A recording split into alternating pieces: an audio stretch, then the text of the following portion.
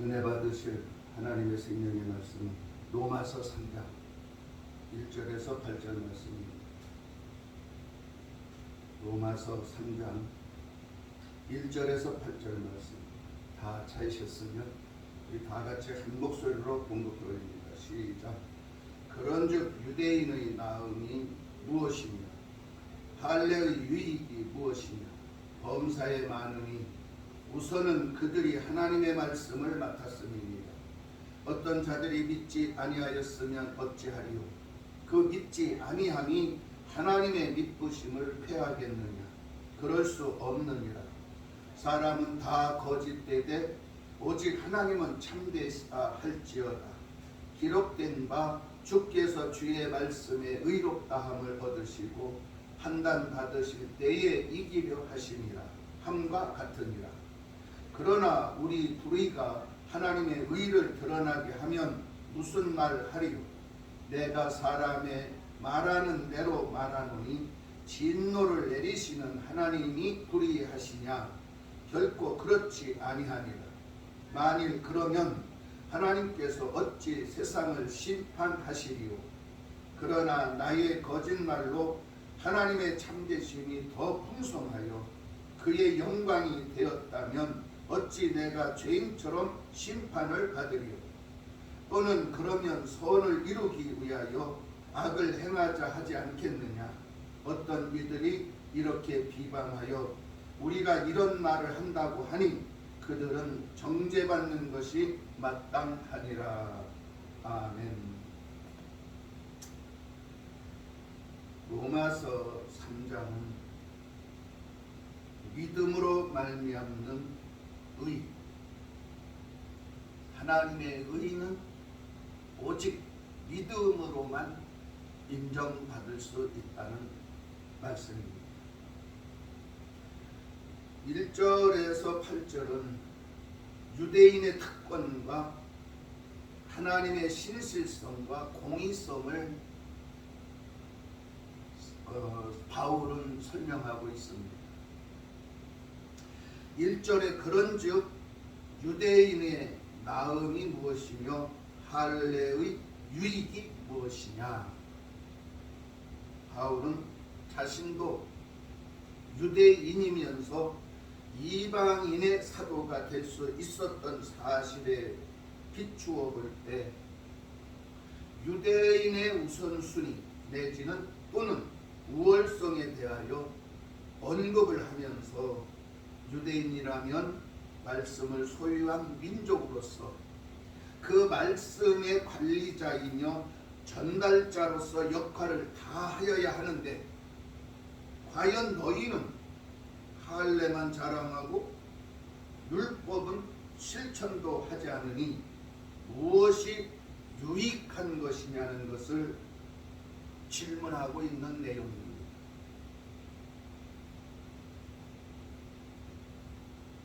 유대민족은 모든 민족을 대신하여 유일하게 전능하신 하나님께 선택을 받았고 생명의 말씀을 위임받았으나 그들은 그렇게 살지 못했습니다. 자신들이 선택을 받고 자신들에게 생명의 말씀을 위임하셨다는 하나님의 뜻이 얼마나 영광스럽고 참 기쁘고 행복한 일이겠습니까? 그러므로 이러한 믿음의 자부심과 긍지를 가지고 말씀을 몰라서 죽어가는 영혼들에게 열심히 복음을 증거해야 할 의무를 다하여야 하는데 유대인들은 그렇지 않았습니다. 오직 자신들에게만 국한된 살 길을 찾았던 것입니다. 그래서 하나님과는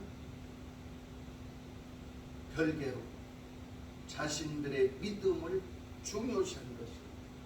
종교심. 바울은 종교라는 자체가 우리에게 구원을 주는 것이 아니라 하나님의 말씀에 순종하고 예수 그리스도를 믿음으로 구원을 받아서 하나님의 자녀가 된다는 것을 가르치고 있습니다. 2절에 범사에 많으니 우선은 그들이 하나님의 말씀을 맡았음이니라. 범사에 많으니 유대인은 하나님으로부터 많은 유익을 받았다는 것을 바울은 이미 로마서 9장 4절에서 밝힌 바와 같이 하나님의 양자가 된 것과 하나님의 언약들과 율법을 세우신 것과 예배와 약속들을 받았다는 것입니다. 하나님으로부터 약속을 받았으면 그 약속에 순종하고 그 약속을 믿고 그 약속을 지켜나가야 합니다. 하나님의 말씀을 맡았음이니라. 유대인은 하나님으로부터 부여받은 특권을 언약들과 율법과 예배와 약속을 통해서 그리스도가 오셨으니 순종하고 이 계시를 받아들여야 한다는 말씀입니다. 그러나 유대인들은 하나님의 말씀을 맡았음에도 불구하고 예배와 하나님의 약속, 예수 그리스도의 계시를 받아들이지 못했기 때문에 불순종하고 있는 것입니다. 우리가 예수를 믿으면서도 말씀을 믿지 못하고 말씀대로 살지 않고 말씀에 불순종하면 죄입니다. 예수와 상관없습니다. 이처럼 율법을 중요하는 그들이 말씀에 순종하지 않으니 율법과는 상관이 없는 것입니다. 마찬가지로 예수 그리스도를 믿는 성도들은 예수 그리스도의 말씀에 순종하고 그 약속을 믿고 의지해야 합니다. 그래야 그리스도는 나의 구세주요 나의 영원한 하나님이 되신다는 것입니다. 3절에 어떤 자들이 믿지 아니하였으면 어찌하리요? 그 믿지 아니함이 하나님의 믿으심을 패하겠느냐? 바울의 설득력은 이스라엘에게 주어진 특권을 완전히 무시하지 않으면서도 동시에 그 특권 속에서 무한한 것을 기대하면서 착각하고 있는 자들을 깨우치기 위해 결코 그런 일은 일어나지 않는다는 것입니다. 그러므로 바울의 주장은 너희 유대인들 가운데서 예수 그리스도께서 하나님의 약속대로 이 세상에 오셨음에도 불구하고 예수를 믿지 못하고 십자가의 못을 박았다고 해서 하나님의 신실하신 약속은 절대로 폐기될 수가 없다는 것입니다. 그렇습니다. 예수를 십자가에 못 박는다고 해서 하나님의 약속된 구원의 복음이 폐기될 수 있을까요? 없습니다. 왜? 이미 말씀이 육신이 되어 이 땅에 하나님의 독생자로 오실 때에 세상 죄를 담당하신 주님이십니다. 세상 죄를 지고 가시는 어린 양으로 오신 것입니다. 십자가에서 마땅히 죽어야만 했습니다. 그것이 하나님과의 약속입니다. 여기에서 우리가 한 가지 알아야 될 것은 정말 유대인들처럼 유대인들이 주장하는 그 믿음으로 예수님이 십자가에서 죽고 끝났다면 큰일입니다. 또한 죽지 않고 예수님이 도망쳐서 숨어있다 살았다면 그 또한 큰일입니다. 왜? 죽으러 오신 분이 죽지 않으면 문제가 되는 것이고, 또 주님이 죽으심으로 끝났다면 그 또한 문제가 되는 것입니다. 반드시 주님은 약속하셨습니다. 내가 십자가에서 죽은 후 장사 지낸 3일 후에는 다시 살아나서 너희에게 나타날 것이다. 약속대로 주님은 그렇게 제자들에게 오셨습니다. 이것이 성경입니다. 이것이 진리입니다. 그래서 예수님은 반드시 십자가에서 죽으셔야만 했다는 것이 성경이라는 걸 믿으시기 바랍니다. 4절에 그럴 수 없느니라. 사람은 다 거짓되되 오직 하나님은 참되시다 할지어다. 기록된 바 주께서 주의 말씀에 의롭다함을 얻으시고 판단받으실 때에 이기려 하심이라 함과 같으니라. 아멘. 바울은 시편 116편 11절을 인용했습니다. 내가 놀라서 이르기를 모든 사람이 거짓말쟁이라 하였도다. 시편 116편 11절은 이렇게 기록하고 있습니다.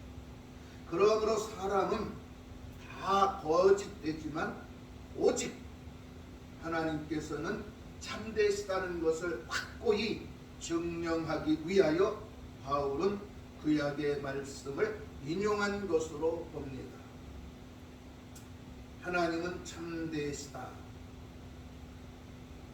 이 말씀은 하나님의 속성을 설명하면서 인간이 가진 불신앙과 거짓과 불의는 참되신 하나님을 자신들의 소유욕에 마음대로 판단하려는 죄악된 생각이라는 것을 꼬집었습니다.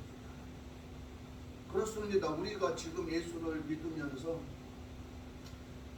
기도하면 돼, 기도하면 돼 이렇게 말합니다. 그런데 정말 기도하면 다 될까요? 안 됩니다. 그런데 그 기도는 어떻게 해야 돼요? 믿음이 있어야 돼요. 내가 예수를 믿고 구원받아서 하나님의 자녀로 살아가면서 하나님의 약속대로 말씀대로 순종하고 지키는 믿음, 이 믿음이 있을 때 주님께 기도하면 응답됩니다. 만약에 믿음도 없는데 자꾸 기도하면서 정말 응답하실까 의심하면서 기도하면 응답이 올까요? 그렇다면 그건 우상숭배입니다. 그래서 우리는 제일 중요한 것이 뭐냐, 예수를 믿으면서 예수를 부적을 만들지 말라는 거죠. 예수 믿으면 다 된다. 아니요. 예수 믿고 예수님을 의지하고 예수님 말씀에 순종하고 주님을 위해서 헌신하고 봉사하고 충성하고 열심을 다할 때 주님은 도와주십니다. 또 기도할 때 그렇게 응답하십니다. 그래서 우리는 정말 주님을 위한 하나님의 영광을 위한 믿음이 중요하다는 것입니다. 바울은 시편 51편 4절을 인용하면서 내가 주께만 범죄하여 주의 목전에 악을 행하였사오니 주께서 말씀하실 때에 의로우시다 하고 주께서 심판하실 때에 순전하시다 하리다. 이 말씀을 인용한 이유는 아마도 천상의 법정을 연상시키는 동시에 천상 법정의 공의로움이 사람들의 죄악을 드러내기에 충분하고 그 판단 기준은 하나님의 말씀이라는 것을 증명하면서 사람의 상대적인 믿음이 하나님의 절대적인 믿부심을 어떻게 할 수 있는 것이 아니라는 것입니다. 그래서 정말 우리는 주님이 한 항상 나와 함께 계시다는 것을 잊지 말고 항상 주 앞에 나의 실수와 나의 허물을 고백하면서 죄를 회개하는 이 연속성 믿음이 필요합니다. 너 죄는 한 번 회개하고 고백해서 구원받았으면 되지 뭘 또 죄를 고백하고. 아니요. 어머니 뱃속에서부터 이미 물려받은 죄는 한 번 회개하면 없어지고 구원을 받습니다. 그러나 우리가 생활에서 살면서 순간순간 나도 모르게 짓는 죄, 이것은 매일매일 회개해야 됩니다. 그래서 주님과 더 가까이 가고 주님과 교제하고 또 주님으로부터 사랑도 받고 또 주께 구하고 얻는 것을 찾기도 하고 얻기도 하고 또 그럴 때 문을 두드리면 열리기도 하는 것입니다. 그래서 우리는 주께만 범죄한 그 사실, 바울이 지적하듯이 우리 또한 죄인이라는 것을 잊지 마시기 바랍니다. 5절에 그러나 우리 불의가 하나님의 의를 드러나게 하면 무슨 말하리요? 내가 사람의 말하는 대로 말하노니 진노를 내리시는 하나님이 불의하시냐? 바울은 하나님께서 유대인들을 버리시거나 약속을 버리신 것이 아니라 유대인들이 저지른 죄악에 대하여 공의의 판단으로 징계하신다는 사실을 깨닫지 못하고 있다는 것을 지적하고 있는 것입니다. 그러면서 인간의 불의는 결코 하나님의 의로우심을 빛나게 할 수 없고 오히려 인간의 불의가 의로우신 하나님의 판단으로 하나님의 의가 더욱더 드러나게 된다는 것을 바울은 말하고 있습니다. 그렇습니다. 우리가 성경대로 실천하지 않으면 성경은 더 확실히 예수 그리스도의 사랑, 예수 그리스도의 의, 구원의 믿음이 더 드러나게 되는 것이죠. 그렇기 때문에 사실은 우리는 무엇인가? 살아있는 성경이 되라는 것입니다. 움직이는 성경, 복음이 되라는 것이죠. 그리스도의 사랑은 헌신하고 봉사하고 충성하고 선한 일을 하고 착한 일을 하고 세상 끝날까지 말씀을 지키고 순종하는 것. 이 살아있는 성경이 되기를 바울은 원하고 있습니다. 6절에 결코 그렇지 아니하니라.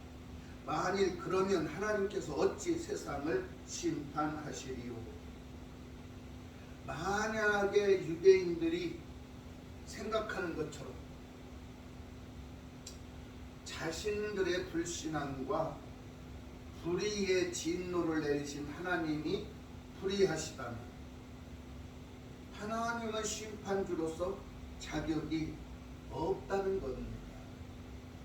그렇죠. 유대인 편만 들어준다면, 유대인이 잘못하고 있는데 그 잘못을 인정해 준다면 심판주로서 인정받겠어요? 못 받아요. 그러므로 절대적이신 하나님의 의는 절대적이기 때문에 하나님의 진노는 정당성을 가지게 된다는 말씀입니다. 그래서 하나님이 우리를 징계하십니다.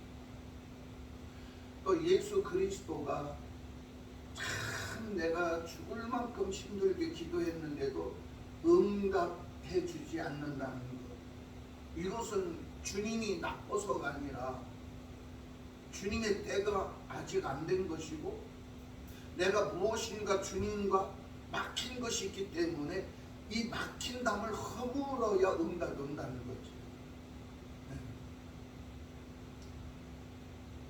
간단한 예를 들면 내가 사업을 하려고 하는데 돈이 좀 모자라. 한 10억이 있어야 사업이 되는데 한 9억 정도 있고 한 1억 정도가 모자라. 그런데 내 아버지는 돈을 가지고 있어. 근데 아버지한테 1억을 좀 보태달라고 하니까 아버지가 못 들은 척하고 응답을 안 하는 거야. 그러면 이 아들은 짜증나고 화가 나지. 왜? 충분히 1억을 보태줘도 아버지는 충분한 재산을 가지고 있는데 그 중에 일부 1억을 못 보태준다. 아버지를 원망하게. 그러나 아들의 실수는 뭐예요? 정당한 대우를 받으려면 구체적인 사업의 설명과 계획서 이런 게 필요해. 그리고 그동안 아버지한테 믿음의 신뢰를 주었어야 해. 아, 저놈은 도와주면 얼마든지 더 크게 사업을 이루어갈 수 있는 놈이야. 도와줘야지. 이런 신뢰를 아버지에게 보여드렸냐, 이게 중요한 거지. 그러니까 아버지는 속으로 뭐라고 그래? 아이고 이놈아, 지금까지 가져간 돈이나 갚아라. 그 돈 갖다 사업하면 또 덜렁 낭비하고 또 올 거야. 이렇게 돼버려. 그렇게 차라리 이번에 깨달아라.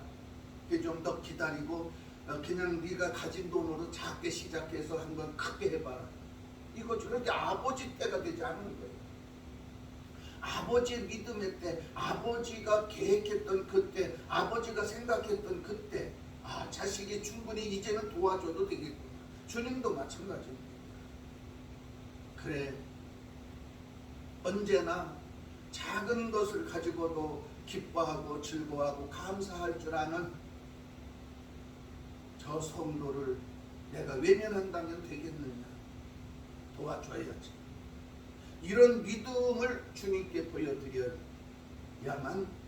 내가 기도하고 부르짖을 때 응답하시고 채워주시고 이루어주신다는 걸 믿으시길 주의 이름으로 축원합니다. 7절에 그러나 나의 거짓말로 하나님의 참되심이 더 풍성하여 그의 영광이 되었다면 어찌 내가 죄인처럼 심판을 받으리요. 바울이 주장하는 것은 만약에 내가 거짓과 불의가 하나님의 의로우심과 영광을 선포하고 드러내는 것이라면 바울 자신은 죄인으로 취급받을 이유가 없는 거예요. 그래서 바울이 지금 하나님 앞에 심판받을 이유가 어디 있어? 유대인들이 생각하는 그대로 그냥 그래 너희들이 잘했어. 잘한 거야. 그래 너희들이 그게 하나님 법이야. 네. 이렇게 하면 유대인들에게 심판받을 이유가 없죠. 그런데 유대인들이 지금 하나님의 계시, 예수 그리스도의 부활, 예수 그리스도의 구원의 믿음, 이것을 부정한다는 거지. 이것이 하나님이 보실 땐 거짓이야. 이것이 하나님 영광을 드러내는 거라면 하나님이 거기 심판하시겠어요? 안 하시죠. 그러나 그것이 불순종이고 그것이 잘못된 생각이고 그것이 삐뚤어진 믿음이기 때문에 하나님으로부터 심판을 받는다는 것입니다. 그래서 우리는 성경을 그대로 믿고 또 성경에 비추어서 세상의 자연도 잘 살펴요. 하나님은 성경에만 우리에게 계시하는 것이 아니라 자연에게도 계시하셔서 자연을 통해서도 우리가 깨닫게 하신다.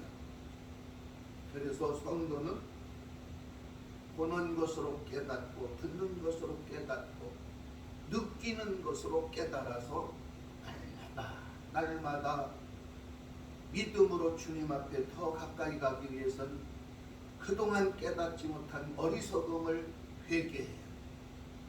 지금까지 잘못 살아온 시간들을 낭비하고 성령 충만받지 못한 것들을 회개해요. 이게 중요해요. 그래서 성경은 그렇게 말하지. 너희들이 세월을 아끼라. 술 취하지 말고 그건 방탕한 것이니 성령을 충만히라. 성령을 충만히. 괜히 술집에 가서 술 한잔 먹고 거리에 나와서 깨깨거리고 소리 지르는 거 이런 행동 하지 마요. 보면 길거리에서 흉기 들고 판치는 이런 모든 것들이 보면 술집 앞에서 많이 일어나. 뭐 술집이 나쁘다는 건 아니지만 뭐가 나쁘? 술이 나쁘. 술이 왜 나쁘? 과해서. 적당히 마시면 약이 돼. 필요한 만큼 먹으면 누가 뭐라 그래. 근데 그걸 먹고 과해가지고 그냥 인사불성이 되어서 옳고 그름의 판단력이 흐려지고 막무가내로 자기 생각, 자기 주장대로, 자기 뜻대로 그냥 세상을 엎으려고 해. 그런데 그건 안 돼. 절대로. 하나님이 만들어 놓은 우주 만물의 창조의 이 자연은 인간이 마음대로 훼손할 수 없어. 만약에 인간이 마음대로 훼손해도 된다고 하나님 만들어놔서 하나님은 무능력하지. 그렇지 않아.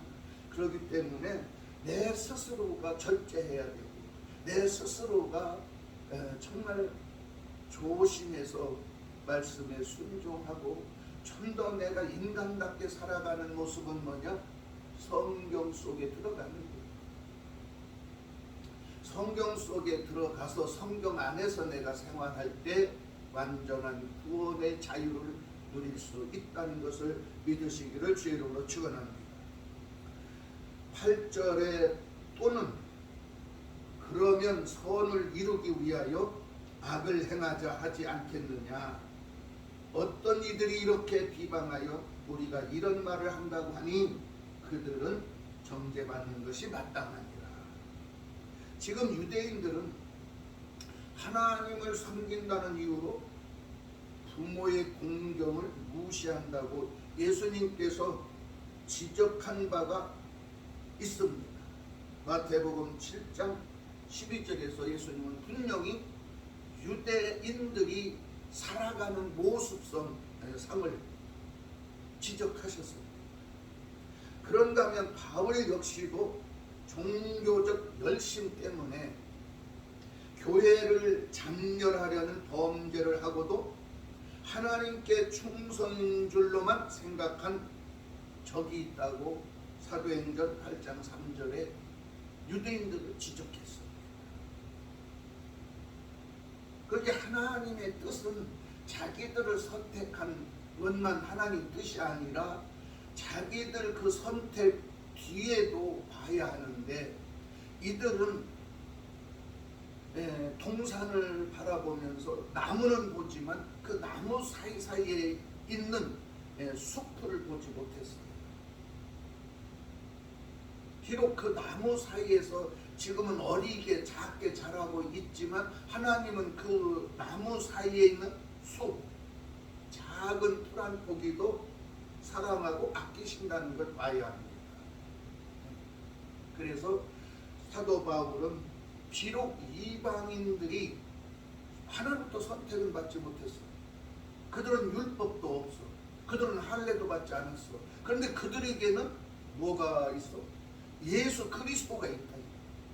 예수 그리스도를 통해서 그들은 회개할 줄도 알고 또 예수 그리스도를 통해서 그들은 부활의 영생의 꿈도 꾸고 그들은 예수 그리스도를 통해서 천국을 바라볼 수 있는 아주 이런 믿음을 그들이 소유하고 있는 것을 유대인들은 지금 모르고 있는 게 문제인 것이죠.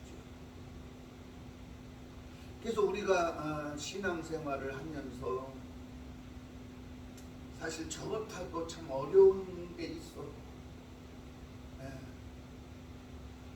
선교해라, 구제해라, 남을 도와라, 또 이웃을 사랑해라. 이걸 알고 있어. 그래서 입으로는 해.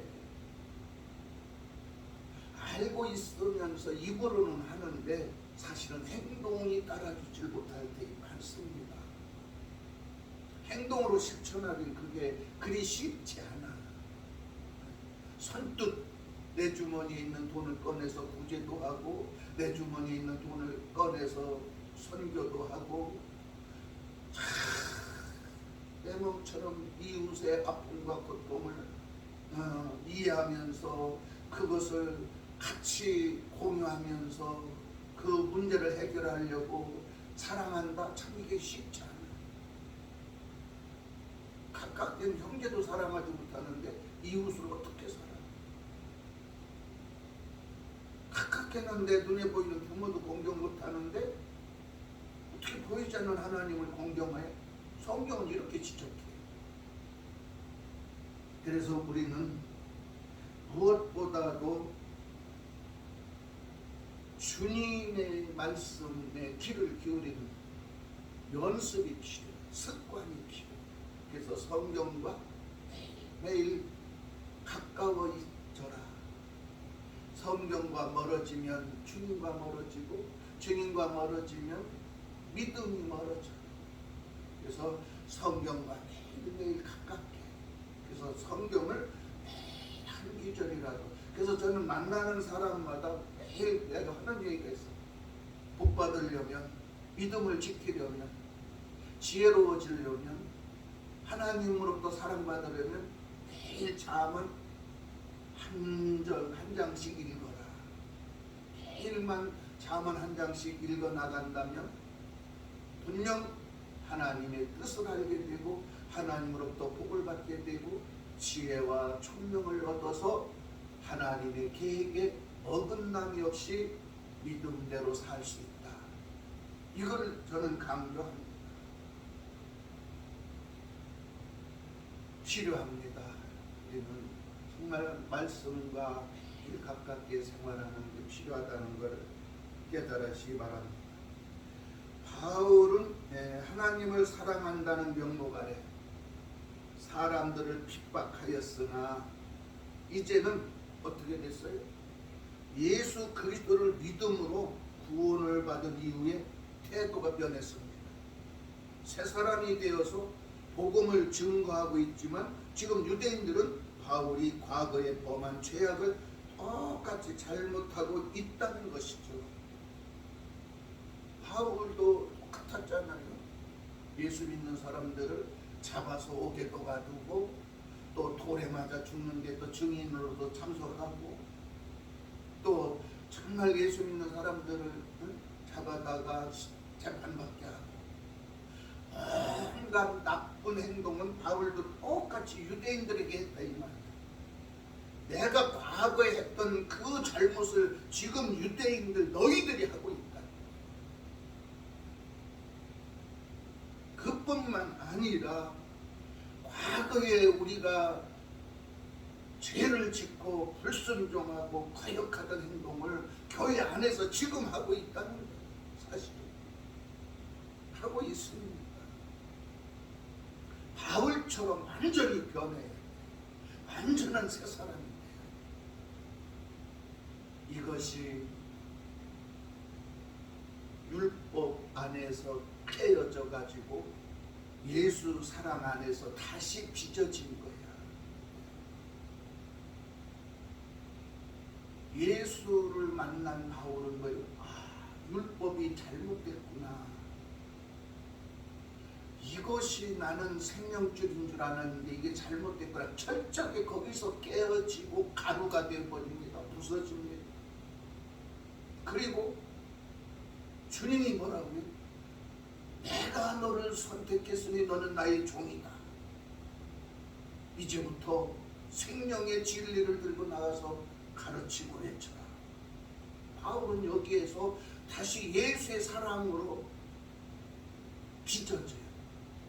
그래서 완전 과거는 없어집니다. 그리고 예수 안에서 새 사람이 됩니다. 우리가 예수를 믿고 회개했다는 건 이거죠. 주 안에서 변화받으라는 거죠. 그래서 어떠한 일이 있어도 예배에 꼭 참석하고, 또 교회가 기도해야 할 때 기도에 참석하고, 또 교회에서 봉사할 때 봉사에 참석하고, 또 헌신해야 합니다. 그리고 정말 아픈 자를 보면 마음의 동정심을 가져야 해요. 지나치지 말아요. 어려운 자들을 보면 도우려는 믿음의 의지가 있어야 해요.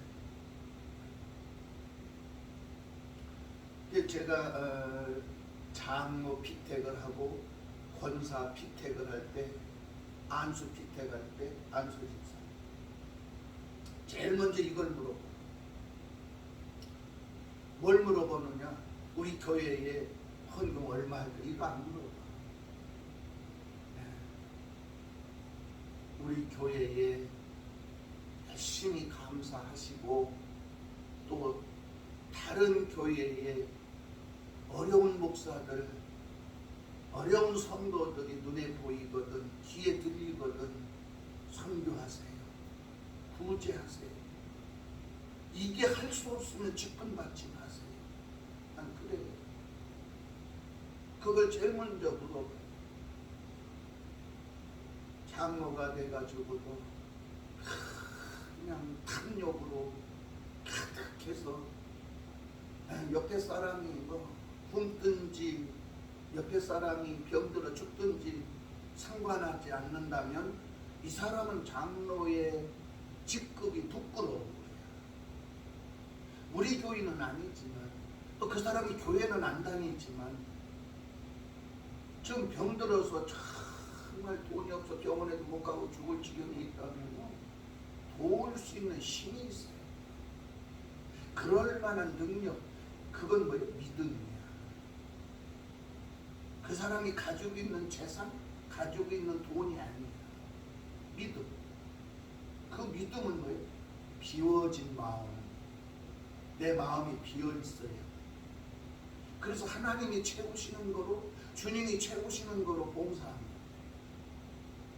그런데 다이 욕심으로 팍 물러 채워가지고 자물쇠를 탁 걸어 잠그고, 이건 절대 안 돼. 이러면 못 도와. 남을 도울 수 없어요.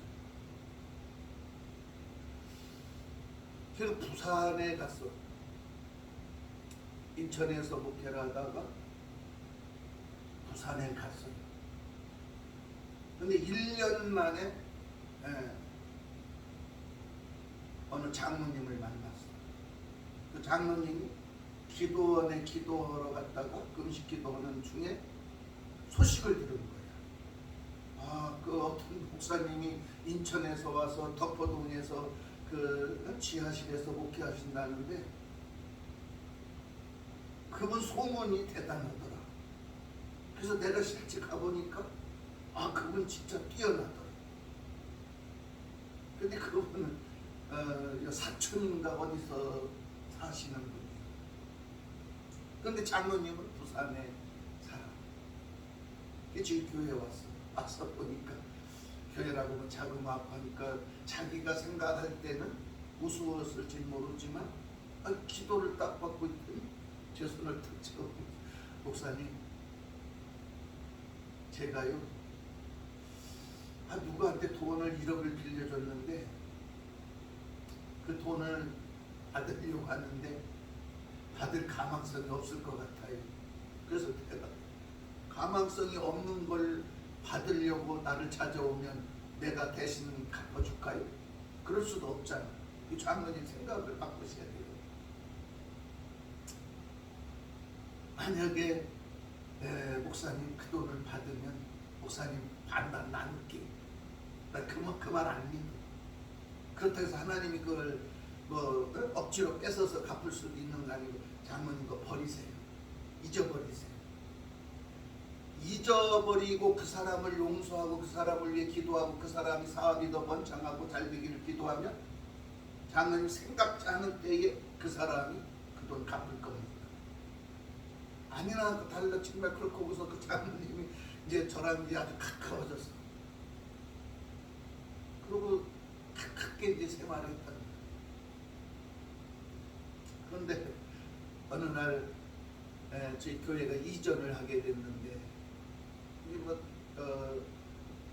여자 전도사 박수희 전도사라고 신학생인데 학교도 결석해 가면 목사를 와서 야 신격도 바르고 뭐 이런 걸 했는데 와서 참 그 장로님 많이 도와주셨어요. 그런데 그 가운데 생각지 않게 그분이 1억을 갚았어. 목사님, 정말 목사님 말씀대로 잊어버리고 몇 개월 살았는데 그분이 돈을 갚았어요. 그렇습니까? 장로님 보세요. 그게 믿음입니다. 원수를 미워하거나 원수에게 원수 갚는 것을 하면 하나님은 도와주잖아요. 그러나 원수를 위하여 기도하고 원수 갚는 걸 하나님께 맡기면 하나님께서 일을 하시는 거예요. 그러게. 그게 그분이 이제 그러면서 이제 그 받으면 이제 반반 나누자는 생각이 났는지 모르지만 목사님, 네. 제가 저 공항 옆에 공장이 하나 있는데 목사님 거기 와서 교회 하시면 어떨까요? 제가 공장을 비워드릴게요. 장로님, 그건 장로님 생각이시지 집에 가서 권사님하고 의논해 보세요. 권사님은 생각이 다를 수도 있어. 권사님하고 장로님하고 생각이 딱 맞는다면 제가 거기 가서 교회를 하겠습니다. 그 공장을 내가 알고 있고 공장을 가본 적이 있어. 저기 옥상에 십자가 만드느라고 거기서 만들었기 때문에 그 공장에 가보았는데 그 기도원 아주 딱 좋을 장소야. 시골 한적한 곳에 있어서. 그래서 그 기도원이라도 거기 가서 해볼까 싶어서 그 권사님하고 있는 자 집에 가서 권사님하고 의논했는데 권사님 뭐라고 그래? 권사님이 이랬단 말이야. 에이 어떻게 목사님 보고 공장에 와서 그 목회를 하라고 그러나 차라리 상가 건물이라도 하나 얻어드리지. 그렇게 해서 좀 번듯하게 목회하시도록 하는 게 장로 입장에서 되지. 그래서 그 공장은 내어주기 싫다 이 말이지. 보세요 장로님, 안 되는 걸 장로님 생각으로 된다고 하면 잘못하면 하나님을 배제해야지. 그게 그 장로님이 있다가 보니까 다른 목사들은 지금 그 공장을 좀 자기한테 빌려달라고 세달라고 그렇게 하는데 내준데도 싫다고. 응? 이 목사님 진짜 진실하구나 이렇게 이제 믿었다. 그래서 나도 시작을 했지. 참 권사님이 그럼 상가를 하나 얻어서 이렇게 하라고 했어요. 그래서 장모님 뭐라고 그러냐면 목사님 상가 하나 어디 보시죠 이게 됐어요. 그래서 내가 그 장모님에게 그랬습니다. 장모님 이참에 장모님 건물을 하나 사세요. 하나님께서 정말 장모님과 권사님이 이 종에게 그런 마음이 있고 하나님 앞에 정말 반듯한 교회를 세우고자 하는 믿음이 있다면 하나님은 역사하실 것입니다. 당연 돈 얼마 있어? 그 1억 받은 거 그거밖에 없는데 장모님 그거 1억 가지고 그럼 건물 하나 내가 사드릴까? 그러고 나 욕심 안 내고 지하하고 4층을 내가 쓰든지 할게. 그래서 건물을 하나 봤었지. 정말 기가 막힌 거예요. 경남정보대학교 올라가는 그 입구에 아파트 주변에 있고 뭐 이런 입구에 4층짜리 건물이 하나 나왔어요. 그것도 경매에 넘어갈 수 있는 아주 직전. 이 주인은 경매 가격에 팔으려고 하는 거예요. 그래서 내가 한 1억 5천 대출을 받고 1억을 포함해서 한 2억 5천이면 그걸 사겠어. 이러고 참 밑에서 나오는 쇠가 있으니까 가게가 네 개야. 그때 당시 40만 원씩 35만 원씩 이렇게 받았으니까 그 가게 상가들이 그러니까 그 4개니까 40만 원씩만 해도 얼마야? 4, 4, 16, 160만 원이면 그게 이러고 책 갚아 나갈 수 있는 거예요. 장모님 이거 하세요.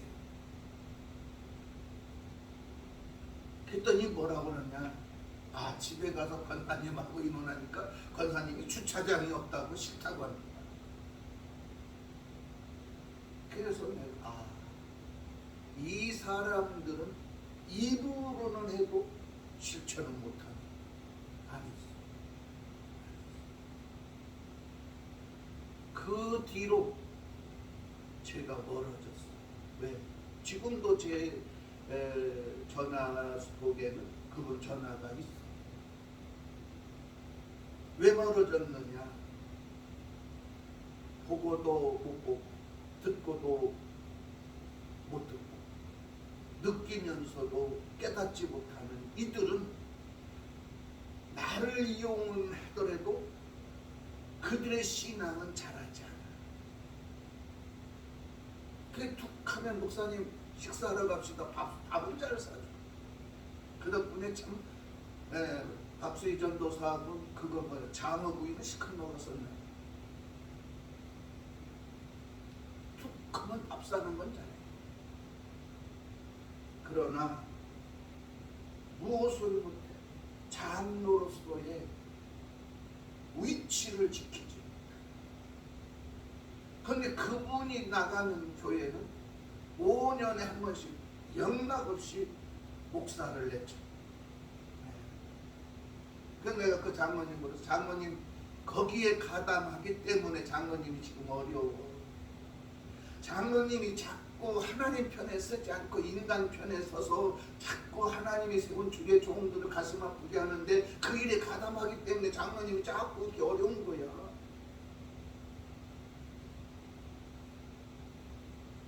지금은 어떻게 사시는지는 모르겠지만 우리는 제일 중요한 게 지금 뭐냐? 바울은 그거야. 너희가 하나님으로부터 선택돼서 너희가 정말 하나님으로부터 약속을 받아서 너희가 정말 할례 받은 족속이라면 하나님의 계시를 믿으라. 하나님께서 전하는 계시를 그대로 믿으라. 사도 바울이 원하는 것은 성경에 전해지는 계시를 믿으라 이 말이에요. 다른 게 아니야. 바울은 다메섹 도상에서 주의 음성을 듣고 그는 이 구약 전체가 율법이구나. 바울은 그걸 깨달아. 그 율법 속에 뭐가 있어요? 예수 그리스도의 계시가 있어. 그래서 바울은 그거를 믿는 거야. 이걸 믿으라. 그렇게 바울은 그때부터 나의 과거는 배설물로 다 버리고 그리고 주님이 주시는 은혜 속에서만 살아가려고 몸부림치는 거죠. 우리가 평안해도 우리가 가진 것이 많아.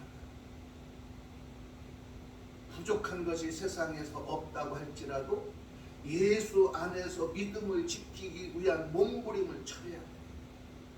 그래서 세상으로부터 나에게 침범하는 사탄 마귀의 세력을 예수의 보혈로 착하다 막아야 해. 그래서 우리는 항상 주 안에서 살아야 되는데 유대인들은 자신들의 눈에 들고는 보지 못하고 무엇 했어? 치명적인 잘못을 범한 거예요. 율법 아래 묶여서 율법의 종이 된 자들은 종교라는 울타리 안에서 구원의 믿음을 거짓 판단으로 선을 이루겠다는 시도, 오히려 더 큰 악을 행하는 범죄의 소굴로 전락하고 만다는 거죠. 그래서 우리는 예수를 빙자해서 돈을 벌지 말아야 돼. 예수를 빙자해서 하려고 하지 말아요. 제가 부흥회 다니면서 느꼈던 게 있어. 경험. 처음에는 해보니까 귀신도 나가고 막 간암 환자도 막 치료받았다고 하고 막 교회 막 헌금도 막 하고 하니까 어떻게 돼? 이야, 이제 내가 능력자. 내가 예수다. 나를 키워준 담임 목사님 앞에 가서도 내가 예수다 그랬어. 내가 작은 예수다. 내 앞에 내 담임 목사 무릎 꿇으라고 했어. 얼마나 건방 떨었겠어. 지금 나 그 간증은 할 수 없지만 언젠간 그 간증 할 날이 오겠지. 그때 막 엄청난 사건을 내가 꼬집어냈거든. 그렇게 막 그때는. 그래서 우리가 예수 그리스도의 구원의 은혜를 종교 집단으로 만들지. 그래서 반드시 우리는 뭐 하나님의 사랑 안에 있어요. 하나님을 모르는 이유가 뭐예요? 사랑이 없어서. 또 사랑을 알면 뭘 알아? 예수가 하나님의 독생자라는, 자녀라는 걸 알아. 그래서 하나님이라는 이 사랑을 알면 구원의 길이 보여. 구원의 길은 뭐예요? 천국이죠. 그 종착지가 세상 끝나요. 그래서 우리는 믿음으로 거짓을 판단해서는 자꾸 우리가 믿음을 빙자해서 거짓 위선 생활하지 말자. 우리는 분명히 알아야 합니다. 의와 불법이 함께 할 수 없다는 것. 빛과 어둠이 사귈 수 없다는 것. 그리스도와 벨리알이 도대체 조화가 될 수 없다는 것. 그래서 사도 바울은 고린도 교인들에게 고린도서 6장 14절에서 16절에 이렇게 전합니다. 너희는 믿지 않는 자와 멍에를 함께하지 말라. 의와 불법이 어찌 함께하며 빛과 어둠이 어찌 사귀며 그리스도와 벨리알이 어찌 조화되며 믿는 자와 믿지 않는 자가 어찌 상관하며 하나님의 성전과 우상이 어찌 일치가 되리요. 우리는 살아계신 하나님의 성전이라. 이와 같이 하나님께서 이르시되 내가 그들 가운데 거하며 두루 행하여 나는 그들의 하나님이 되고 그들은 나의 백성이 되리라. 아멘. 믿는 자가 믿지 않는 자와 함께 손을 잡고 사업하면서 자꾸 거기에 머리 쏟고 돈 때문에 권력 때문에 이런 거 하지 마라. 바울은 유대인들이 조화를 이룰 수 없는 것들을 가능한 것처럼 합리화하려는 것을 아예 그럴 수 없다고 쐐기를 박아버린 것입니다. 그래서 바울은 자신에게 참 돌이 날라오고 자신에게 형벌이 가해질지도 모르는 판국에서 아예 아주 그냥 차단해버리는 것이죠. 그래서 유대인들이 이러고 저러고 말할 수 없도록 입을 다물게 만드는 것입니다. 우리 신앙도 마찬가지입니다. 그래서 세상 사람과 대화를 나눌 때 아니요, 분명히 하나님은 계시고 하나님은 나와 있고 하나님은 우리를 구원하시기 위해서 예수 그리스도를 이 땅에 보내셨다는 걸 확실히 말할 수 있어요.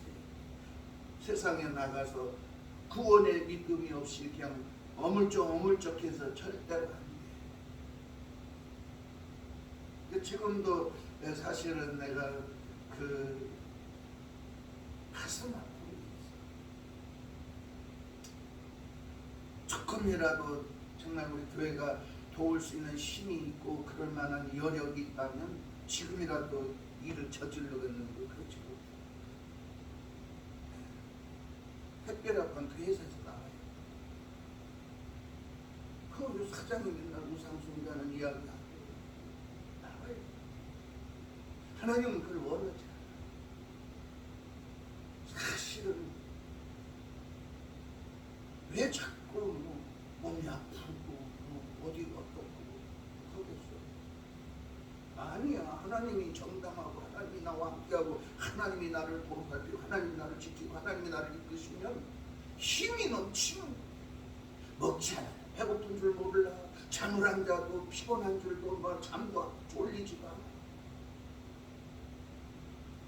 제가 부흥회 다닐 때 새벽 3시까지 기도해.